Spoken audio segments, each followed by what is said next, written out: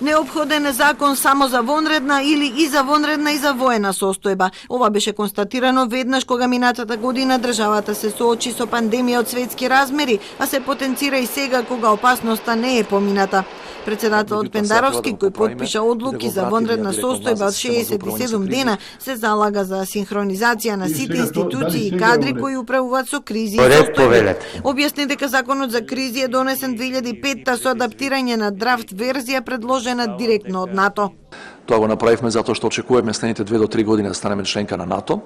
Сме го направиле во тој политички контекст, завршено е, меѓутоа сега треба да го поправиме и да го вратиме, ја би рекол, назад системот за управување со кризи во целиот државен систем, плюс овие 2 закони или 1 закон како ќе процениме кои треба да ги направиме и за тоа да биде компактна целина. Вака сме практично распар, ваква нема синхронизација меѓу клучните државни органи, а греото е затоа што многу ресурси и финансиски и кадровски трошиме на тој план.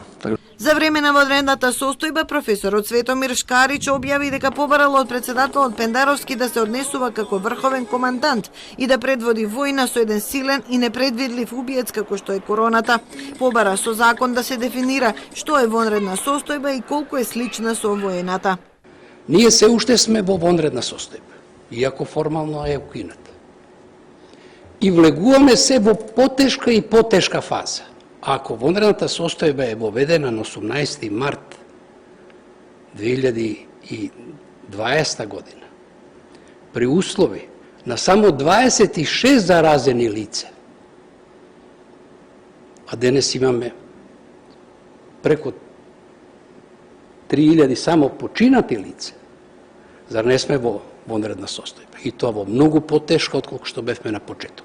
Универзитетските професори побараа да се прецизира какви уредби може да се носат во вонредна состојба и колку време ќе важат, но во согласност со препораките на Венецијанската комисија. За време на вонредна состојба не треба да има избори, некои решенија, еве Полска има решение сега дека не може 90 дена по престанокот, Грузија имаше 60 дена, се препорачува да нема пописи, се препорачува да нема референдуми, зашто за сите овие состојби е потребна мирна политичка состојба, особено заради она право што многу често е право на ограничено на собир. Светот се соочува со повредување на човековите права преку загрозување на правото на живот, на безбедно движење, но и на економски и социјален план. Во судот во Страсбур веќе има и такви предмети. Еден од предметите кои што се веќе пред Европскиот суд за човековите права против Словачка е од група на фирми чии што приватни бизниси сметаат дека биле претрпеле тешки последици за време на вонредната состојба и го покренуваат прашањето во врска со правото на собственост и нивните легитимни очекувања од добивка и загрозувањето на економскиот бенефит нивни и на луѓето кои што работат со нив.